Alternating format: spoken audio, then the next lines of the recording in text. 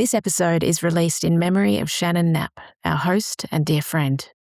Hotelier Huddle was Shannon's homage to the hotel industry and the people within it who meant the world to her. Rest in peace, Shannon. Today I had an insightful chat with Matt Borger, Airlines and Partnership Manager for Newcastle Airport.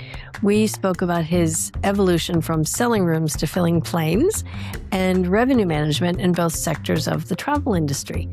This episode is perfect for aspiring sales professionals, burnt-out hotel managers contemplating their options, anyone curious about where hospitality skills can take you, and every salesperson who's ever wanted to throttle a revenue manager or vice versa. Matt Borger's story offers a masterclass in career longevity. Enjoy. Matt Borger. Shannon Knapp. Nice to see you. Thank you so much for doing this today. It's great to see you. I'm always happy when I see your face. I know. It's nice to see you. It's been a while. It has, yeah. It has. If you don't mind, I would like to cover your career journey so far. And this is for the benefit of our audience to understand why this aviation guy qualifies as a member of the hotelier tribe. Yeah. So, firstly, going all the way back, you earned your BA in Economic Social Science from University of Sydney. That's correct. Then you were BDM for corporate and consortia at Mantra Group, and then also with Seville Hotel Group. Right. Then when I met you, we were both at Mirvac Hotels and Resorts, and you were our director of leisure sales for Sounds like 4.5 someone years. that we used to work with pronounced the word leisure. I know. Yeah. Finally, after 30 years in Australia, most of the time I say leisure now. But Yeah. anyway, then you were Director International Sales and Director of Sales for Strata and Franchise, where we also worked together at Accor Hotels for 3 Right. years. Then you were Group Director of Trade Sales and Regional Sales and Marketing Manager for Mantra for a couple of years, and you Right. are currently Airlines and Partnership Manager for Newcastle Airport for the last 6.5 years, and Yeah. also Chairperson, Destination Port Stevens, father of 2, husband to the lovely Christy. Have I forgotten anything? You've hit the mark, Shannon, as you always do. No stone unturned. A lot of it's been a long journey. Gosh, yeah, wow, right back to economics days at Sydney University. So through, but yeah, no, it's been a long journey, and thrilled to talk to you today about it. From selling rooms to filling airplanes, you've gone from convincing people where to stay to convincing airlines where to fly. Mhm. I find that fascinating. What's more challenging or more fun? Persuading a corporate client to book 100 room nights in a hotel, or persuading an airline to launch a new route to Newcastle? Well, first I've got to say it's been a long time since I persuaded a corporate account to of 100 room contracts. Yeah, usually it 100 was contract. thousands of room nights. Yeah. I actually, it's funny. It triggers a mind. My first ever contract signed, I remember back in Seville Hotels days, was 150 rooms, and I was really wet behind the ears, new kid on the block. Yeah. Drove out to it was a car parts company, manufacturer out in Western Sydney. I drove out Wow. and signed that contract. And I remember I bet you thought you were a rock star. I did. Yeah, I did. I Yeah. was come back, proud as punch when you sign the deal. Well, sign the deal. But the last meeting I had in the hotel industry is working when I was at Mantra. I think the last meeting I had was with an OTA. I won't speak who it was, but I know that used to be really frustrated by the faxes they sent back in the day. Was a $260 million account for that thing. So I've gone for the full lexicon of 150 rooms right up to almost $250 million. I bet that felt good. Yeah, Nice. yeah, it was. Probably revenue managers probably thought it was a little bit too much, but that's the way it kind of rolled. I'm sure we'll talk about that. Yeah. Sorry, to answer your question, aviation is harder. It really is. Okay. You are trying to convince an airline, network managers, schedulers, yielding revenue management teams as well, to send anything from a $150 million to a $300 million piece of metal, a very advanced piece of metal, an airline, to fly to your airport and your destination as opposed to another destination. Wowzer. It takes so much detail, business case, data, engagement. You're on the phone, you're getting government involved, you're getting, business associations involved, you're doing research on, what corporates are going to use this service, how we're going to fill the pointy end, which is from a revenue Interesting. management perspective, that's where the yield normally comes from. You're Yeah. doing all those types of things. And I'll give an example at Newcastle. Um, Perth, we just launched services to Western Australia, Perth to Newcastle Wow. last year, which makes perfect sense. Newcastle very heavily, the Hunter, I should say, very heavily a resource sector, mining, all Sure. those types of things. Think what you like about mining, but they're there. Yeah. And obviously the West, driven by the resource sector. There was no connection point. My CEO at the time, he was like, when I started, he goes, I want two things. I want an international service year round, and I want to fly to Perth. So it took me 5 years. It took 5 years. I was just about to say, these partnerships and new deals, they must be years in the works, right? Correct. I mean, Absolutely. Yeah, 5 years. these are Well, not overnight deals. Yeah. funny enough, the CEO, when we launched it, he was like, it took 12 years. I was only at least half of less than half of that process. You're ahead of pace. But I love it. I love it. yeah. But the satisfying thing about that is that's proven to be a successful service, and it's speaking to Qantas Group, the airline, it's doing incredibly well. So it's hard. It's a hard slog. It's a marathon, not a sprint. I know it's a cliche, but that's what we say all the time. And it's a very competitive space. There's not that many airlines out there. No. In Australia, there's only you got excellent smaller airlines like Fly Pelican, Link Airways, Rex, all those types of things. But the big two are Virgin and Qantas, and Sure. you're working with a duopoly, and there's every airport wants more flights. So it's tough. It's tough. It's a tough gig, but it's really rewarding, Shannon, when you land one. Yeah. Do you know, so often part of the conversation I have around revenue management, especially with smaller property owner operators, is there's always that legacy comparison between hotels yield managing and airlines yield managing, and well, we should revenue manage the way airlines do. Well, yeah, but the big difference is that in the airline part of our industry of travel, especially in Australia, there's a whole lot less competitors than there are in hotels. There's Yeah. effectively, to your point, two Yep. or three, depending on the destination. Whereas in hotels, travelers have a lot more choice They do. in where they can stay than they do in how they fly or how they get there. So, every time an owner operator or revenue manager changes a price, they have to consider maybe 20 different competitors. Yep. Whereas in airlines, they've really only got two. So that means it's harder for airlines on some respects. But in hotels, we've just got guests have so much more choice Correct. that, deciding who to say no to in hotels from a yield perspective or deciding to put prices up is a bit riskier in a way because we're just competing with so many more properties, right? There's also a capacity gap too, right? So, Yes. an airline, if they're not selling on a certain day of the week, Yeah. the schedule's not everything, put a smaller aircraft on. Let's Yeah. replace that Or the flight 737 with doesn't a go. E190 or an A220 now, all those stuff. Or the flight doesn't go. Exactly right. I remember, from tourism days, I remember speaking to an industry colleague who was at Journey Beyond, obviously Great Southern Rail then, Indian Pacific, the Garn, it's fantastic products they have. And I remember they were like, talking to them about, revenue management and, they call it occupancy as well. They were like, it's perfect for us. If we can't sell the tickets, we just take a carriage off the train. Yes. I'm like, wow. And I remember thinking, God, well, hotelier go, we just take that level away for the night or something like that. It's like, so there's a complexity that, it's that, we talk about that perishable, you can't sell that room's gone for the day. Stuff Perishable like that inventory. as well. Just Correct, like tomatoes on a shelf at Woolies, they rot at a certain point. That's You right. can't sell them anymore. Yeah. Yeah. So there is some advantage that airlines do have with regards to turning, shutting that schedule off, going on a smaller aircraft as well. So, but it's there is a lot of similarities between the industries. And certainly in hotels, in extreme cases, a property can be seasonal. Mm. some properties, ski resorts and that sort of thing, it makes a bit of sense. Or like the Overlook Hotel in The Shining, that was seasonal. Yeah. But, Is to your Johnny. point, it's Yeah. not like Didn't in trust the general hotels. manager of that hotel, Shannon.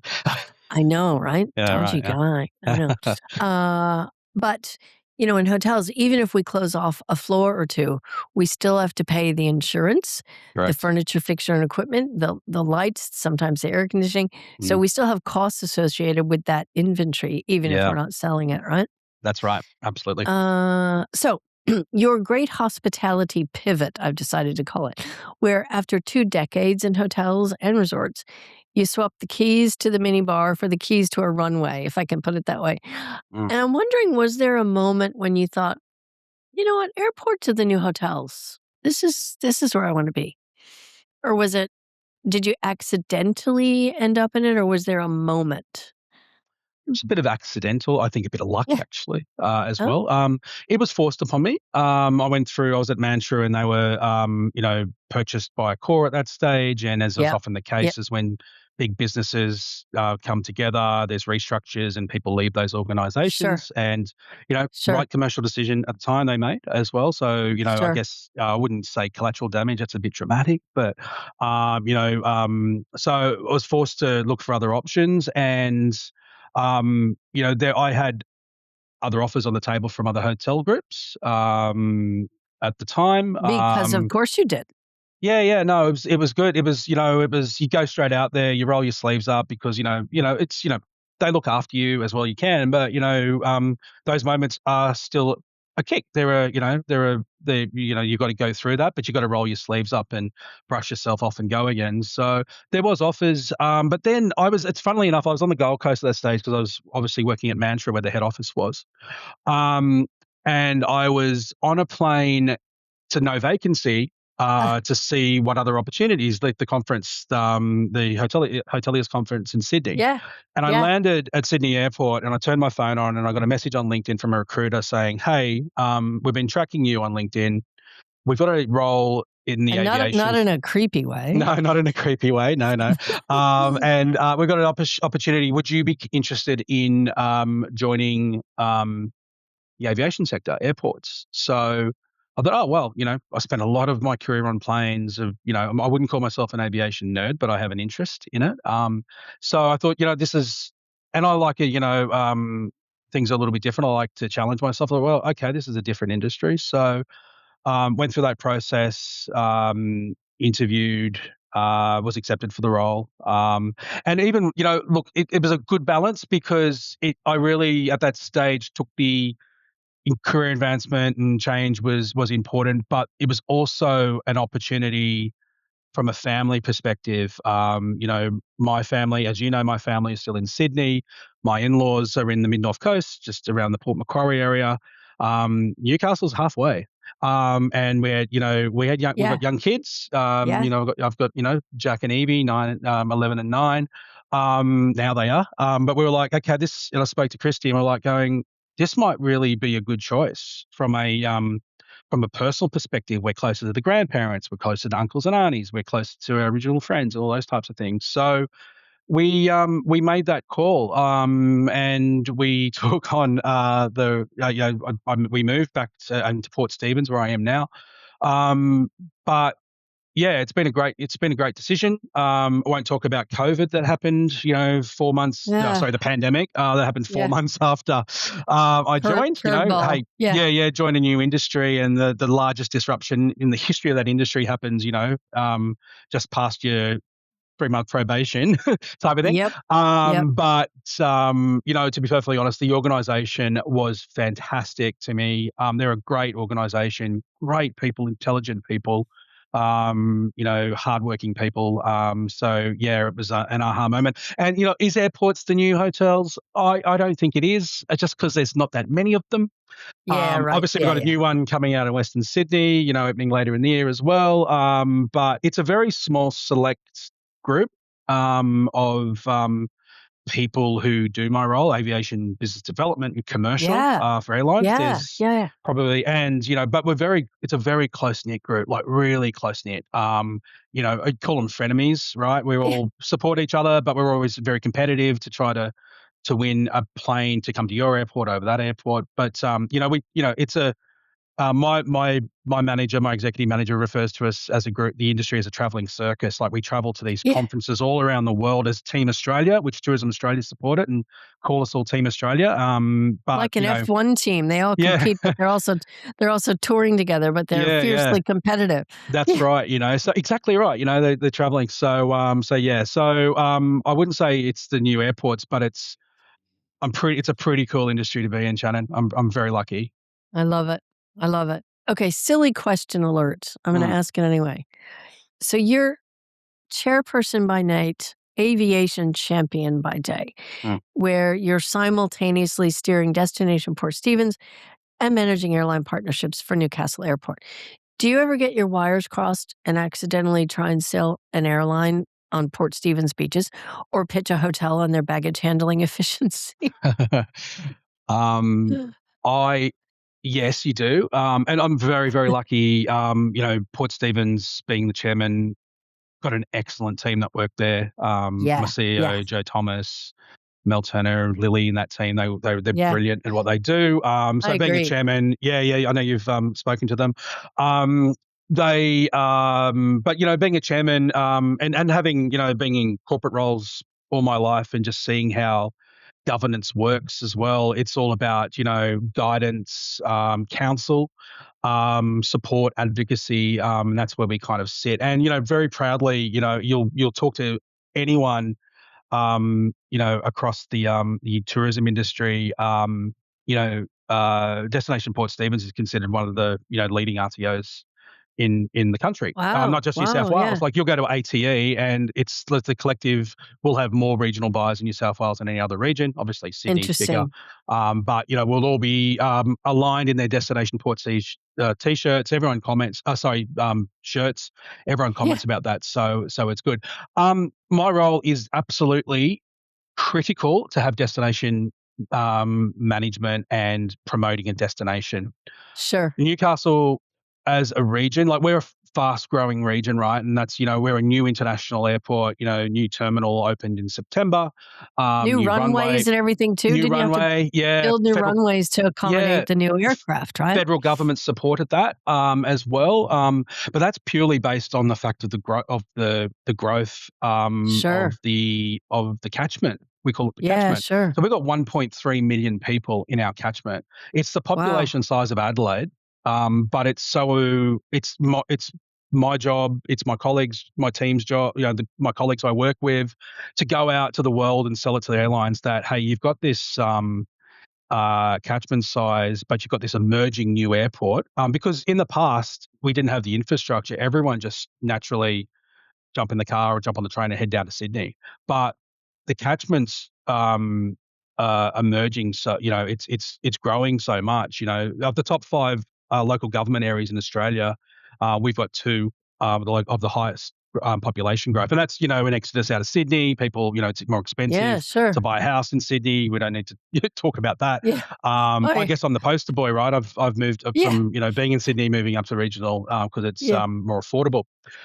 So you've got to sell the destination, and long story short, because of that, airlines, when we talk to them, they know we've got a high population base for Australia. They know we talk about our data tells us the high propensity to travel that happens in our region. But airlines want an equitable inbound, outbound option. So you need to sell the inbound opportunities. And, it's not just Port Stevens. We talk about the Hunter Valley. We talk about the wine, the wine industry up there. We talk about Newcastle, this fantastic emerging city with a fantastic food and wine scene that's kicking off. It's not just a steel town anymore. It's not a steel town anymore. It's kind of like, it's got it's still got a gritty North Melbourne, Brunswick, Collingwood, cool type of feel about it. Great art, art galleries just open here. Fantastic facility. I really recommend anyone coming up to see that. But we go right up to the mid-north coast, up to Port Macquarie, up into, up into the Upper Hunter. So got to sell that. Got to sell that to the airlines. Got to understand why they're coming. They're going to come. why tourists are going to come to your region. And, we work very closely with Destination New South Wales. They're such a supportive state organisation for us. They've got their strategy for the visitor economy up until 2035. Regional dispersal out of Sydney is important. You fly an aircraft, you bring tourists directly into Newcastle Airport over Sydney, tick, regional dispersed immediately. And then the other airport, it's Badgerys Creek, right, where the other one is opening. That would Correct, have to yes. form part of the plans through to 2035. I forget when Correct. Badgerys Creek Airport's supposed to open. It's still another few years, right? Oh, no, it's opening at the end of this year. Right. It's close. Destination New South Wales, out of that 2035 strategy, has a goal to increase seats into New South Wales by 8.5 million seats. Wow. So that's, we need, Western Sydney, Sydney, of course, as well. They've got some infrastructure plans, but importantly, where my heart lies, Newcastle, we all have to work to deliver that because, increased capacity, increased seats is just a natural economic driver for the region. And some of the stories, you hear about, like I said, we introduced flights to South Australia, Adelaide, several years ago. And, sitting at a Qantas, talking to someone at a Qantas lounge a couple of months ago, it was like, oh, yeah, what do you do? Work at the airport? Oh, yeah, right. That's great to have that Adelaide service. My business has completely grown because we've been able to connect direct with that. Interesting. And I've employed an extra 30 people. It's those little stories that are so satisfying. Love that. Yeah. But that's what capacity and increased seat capacity delivers. And that's part of my role to increase that. I wanted to ask your perspective on I'll call it the sales versus revenue manager Cold War. Cold War. So you spent years in hotels where success meant saying yes to every deal, while revenue managers, they're sort of hardwired and professionally trained to say no to perfectly good-looking business, in air quotes. Did you ever have a revenue manager reject one of your corporate bookings? And you don't have to name and shame. But if so, like how many deep breaths did you take before you could speak to them again? And the second part of the question is, now that you're in aviation, do you have flashbacks when someone mentions yield management? Well, I'm going to challenge you on that question a bit, Shannon. You don't say yes to every deal. You don't say yes to every deal. See? Which is what a revenue manager might. Well done, Matt Borger. Well done, Matt Borger. Of course, no. There is a lot of approaches that we get, had got in the career that you just go, no, that's not going to work as well. I think a lot of my great relationships I come out of the hotel industry are with revenue managers. Yeah. I think I know that to be true. I remember it. Yep. But I will admit that I was probably at Mirvac, I was a little bit younger, less wiser. I probably was a little bit frustrating to probably members of your team because you got that passion, right? And you just kind of, you're dealing and you've got opportunities, but I think that comes over time with the luxury of time that you kind of change that. I remember in my last role at Mantra, I had 10 business development or account managers reporting to me in that role, that leisure trade role, and they had different markets, and a lot of them would get again that passion, get really frustrated about this has been rejected by a revenue manager, and I would my one-on-ones, I'd sit down and go, okay, well, let's kind of unpack this a little bit. Why has that been rejected? It's just part of it. It's a two-way job. Being an account manager and account, you got to pitch to the client and try to secure the opportunity, and then you got to pitch it to a revenue manager, general manager. Those who are working in. I used to refer to hotels, especially when those big, when you're at a core or Mantras, almost like they're just business units, right? Very important, critical business units, and they've all got their own personalities, as I used to refer to them as well. But I used to say to the account managers, like, how often are you engaging? Because we had national roles, right? How long, group roles? How long are you engage? How often do you engage with that hotel? They're like, well, maybe once a fortnight. I said, okay, think how often is that revenue manager engaging with that hotel? Oh, several times a day.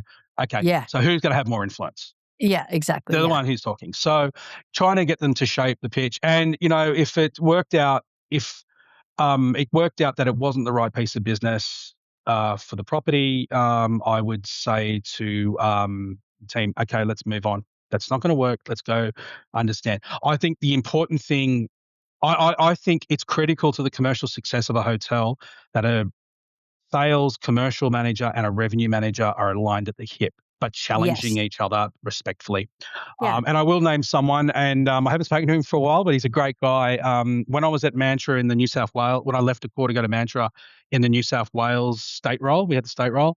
I remember a person that we both worked with in the past, my boss at the time, Luke Moran, come to us and said, Yeah. can you find another good revenue manager for the state? And I remember there's a guy, Jason Barber, works at a Core. Yeah. And I'm like, I think we should probably try to go get Jason Yeah. as well, because I knew when we worked together, he would challenge me. And I Yeah. knew that people in the right direction saying yes is not best for the business. You need Oh, a colleague who challenges you.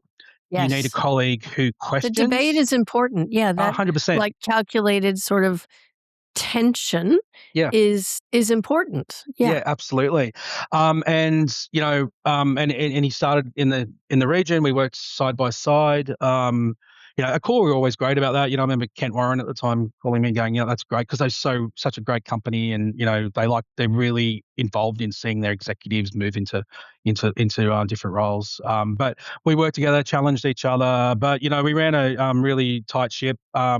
Backed by a really good operation team. Our region ended up winning Region of the Year at Mantra at that time. But you've got to have a respectful, combative, open partnership that communicates. I dare say I think every revenue manager that I know who are good communicators are either now heading up revenue at the likes of Accor, IHG, Minor. They're doing podcasts.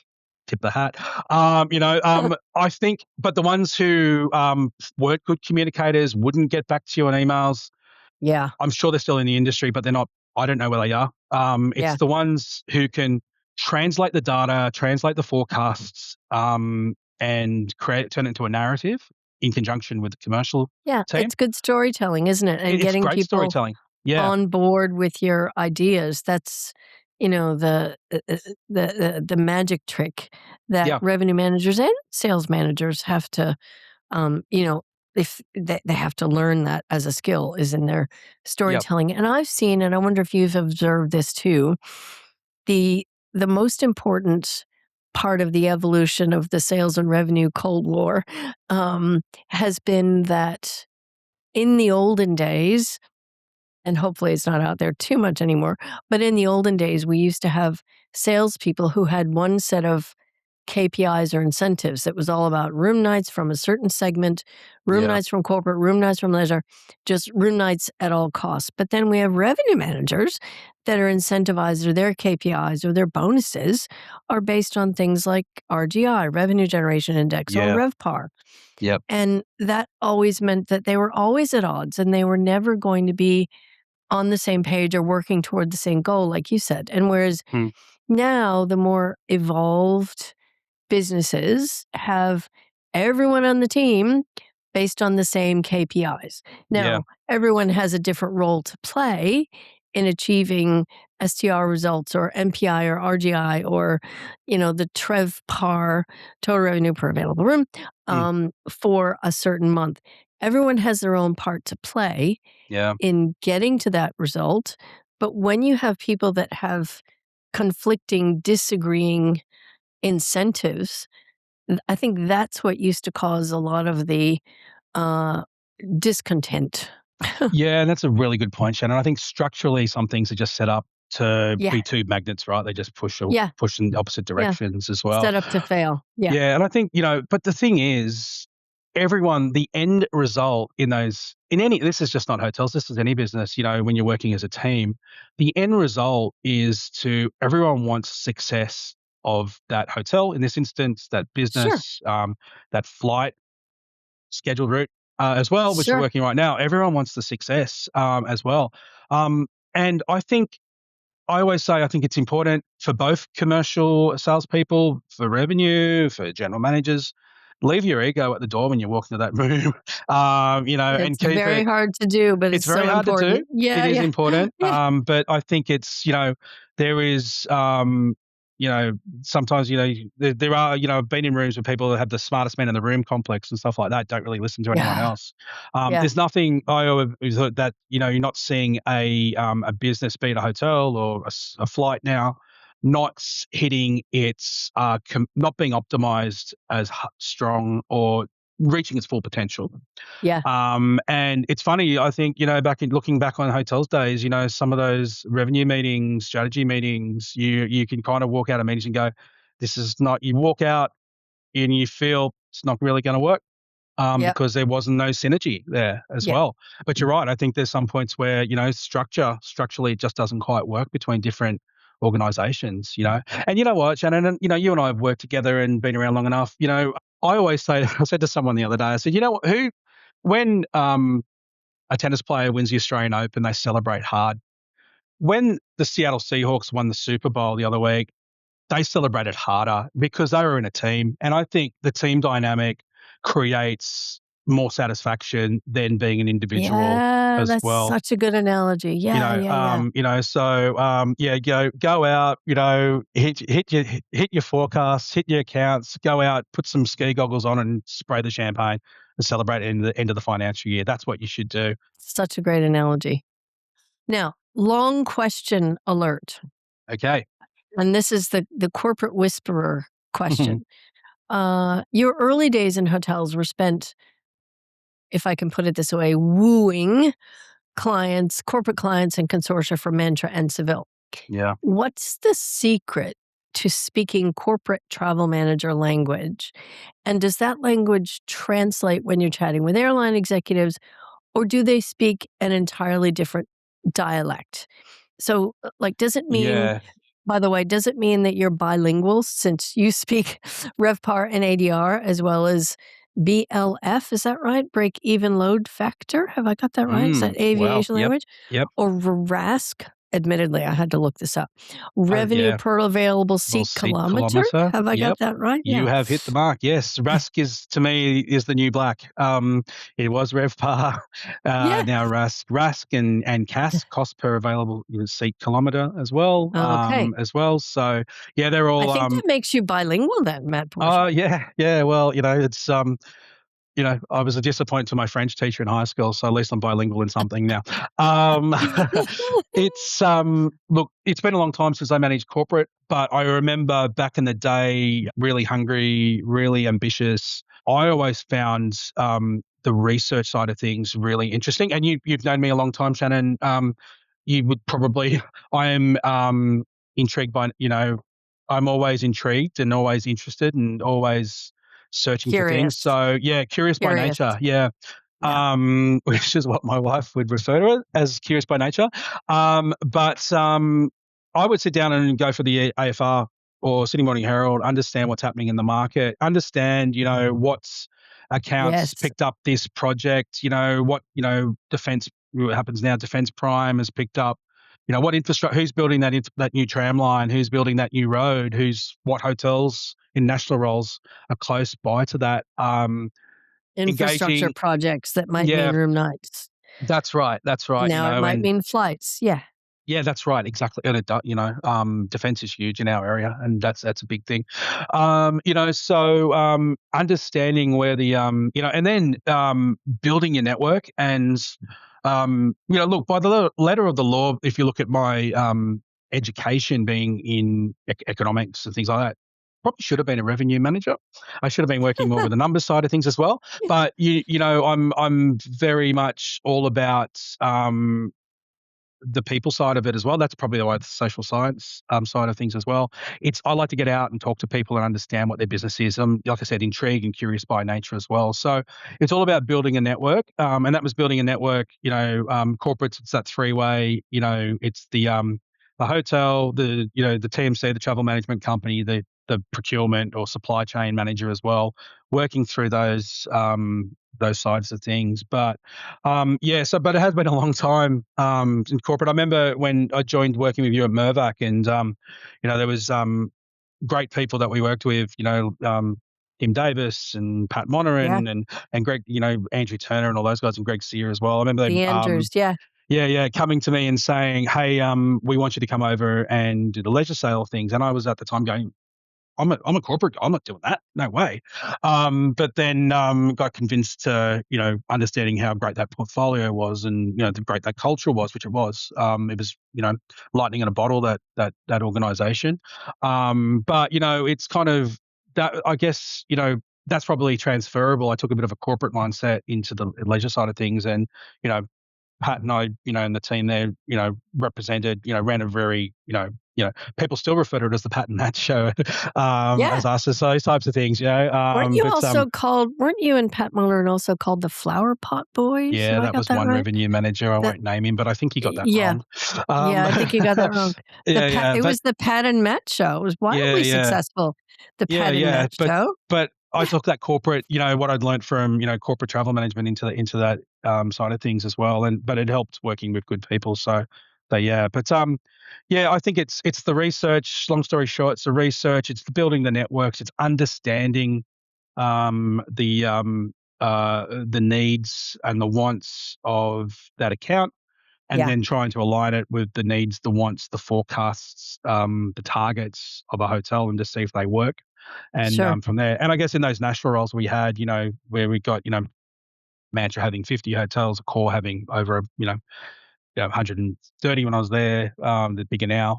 Mantra was around 130. You have choice of different hotels to choose Sure. from, so yeah, but yeah, be curious, be inquisitive, research that account, get out there and understand what they need, and try to find a solution that's commercially in the best interests for your hotel. You mentioned then your economics days, and Mm. from your economics degree now to airport operations, that whole journey.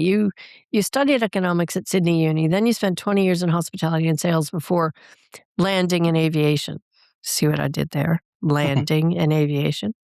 Anyway, Smooth landing. if you could go back and tell your 21-year-old economics student self where you'd end up, what do you think would surprise that Matt about the journey?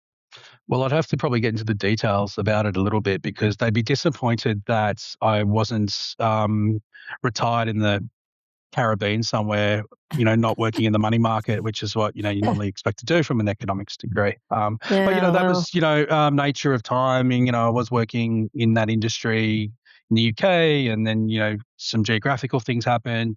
yeah, 9/11, all those types of things. yeah, Visas dried up, had to come back to Australia, but still had that curious travel nature. I hadn't, I yeah. wanted to, have that travel bug as well. I would say that you've been very lucky. You're very lucky. You've worked in incredible organizations. You've worked with wonderful, intelligent, interesting people, and many who have become friends for life. You've had a role that you've been able to travel the world and see. I was thinking about, this the other night. It's not many people can say that they've had, business meetings in London, New York, Shanghai, Dubai, Singapore, Wow. and had meaningful meetings in all those places around Yeah. the world, which I've been lucky enough to have. It's a Um, luxury, right? It's a yeah, luxury. well, yeah, it is. It Yeah. seems like it. But I'm, Not people that go, it's "Oh, not wow." hard work. I Yeah, mean, yeah. Well, I'm and on a it's not I'm always glamorous, I know. no, it's not. It's hard work. I'm overseas on a work trip next week, and I'm only away for 28 hours or something like that. So everyone goes, "Oh my god, you're going to that You must place." have an enviable frequent flyer point balance, Yeah, man. yeah. The statuses are good. Nice. But no, I would say that work hard. You're a hard worker. Build respect in your industry. I think that's the whole thing. It's an old cliche, but if you sell yourself first, what you represent is of high credibility as well. I'd say to myself as a graduating student in the late 90s, that didn't quite work out, but it's okay. The journey's been really interesting. It's been amazing. You're a lucky person to work in amazing industries, amazing companies, work with amazing people, and to have lucky to have a wonderful family. That's beautiful, man. Closing, final Yeah, question. yeah. We wrap every Hotelier Huddle podcast episode with the same question. it's a final toast. I know it's a little bit early for cocktail hour, but Mm. if you were raising your toast, yeah, I've got my Have a- French vanilla iced coffee here. If you were Yeah. raising a glass to celebrate hoteliers everywhere, what would your toast be? Embrace what you do.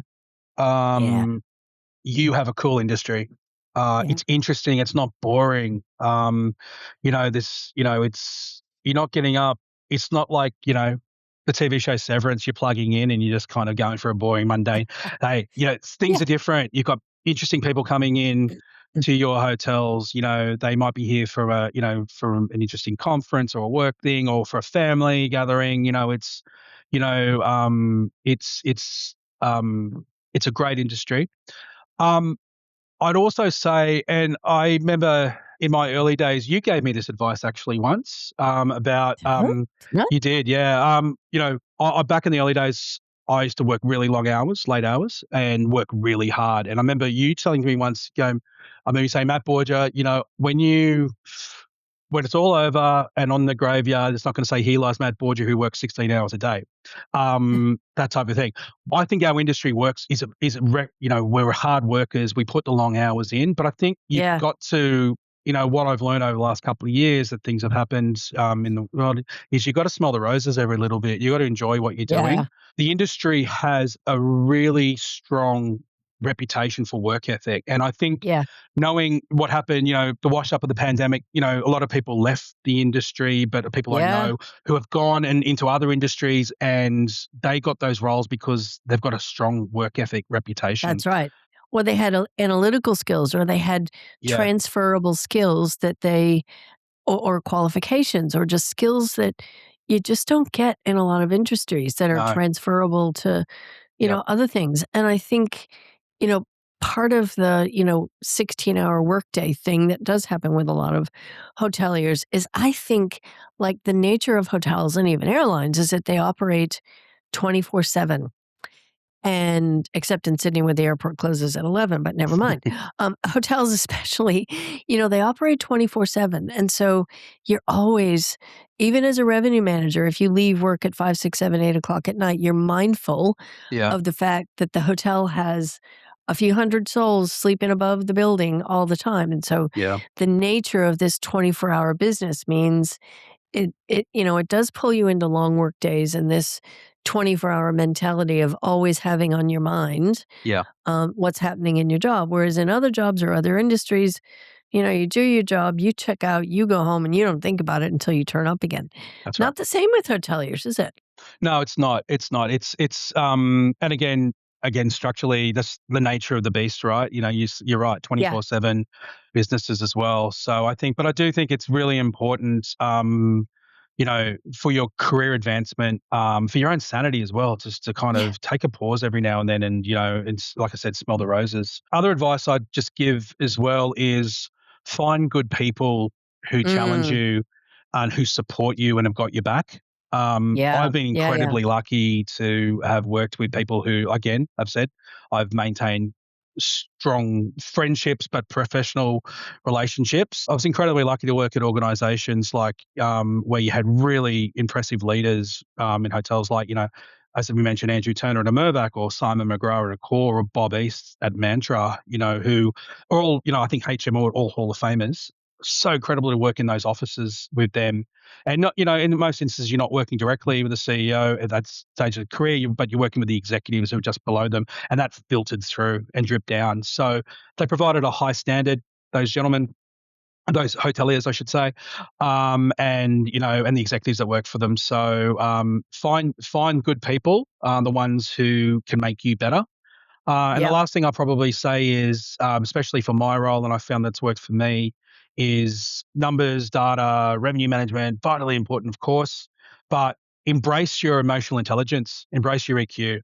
yeah, yeah, yeah, yeah, Use yeah, the yeah. data, data and analytics, especially what we're doing right now is vital, but Yeah. understand the commercial partners, what's vital to their success. Because I can guarantee you, if you can do that, you will, have more success than failures in their role. It's a great toast, stop and smell the roses. Or I had someone put it to me as put down the dumpster fire you're juggling and go lick a sunbeam. Yeah, that's right. Yeah, I like that. lick a sunbow. Yeah. Oh, thank you so much, Matt Borger. Thanks for doing this. Nice It's my to pleasure, see you. Shannon. It's always nice to chat with you. We could do a whole podcast on any one of those topics we just briefly covered. Thanks for doing this. I appreciate Thank you, Shannon. And thank you again, just to load for the final toast is thanks for being a wonderful friend, an industry colleague who I can always rely on with regards to meaningful insights, support. You've always been a wonderful friend, and I cherish our friendship. So thank that's you. very nice to say. Or I'm always just good for a corny bad joke. You know that. You know I'm good at them. Thanks for doing this. Nice to see you.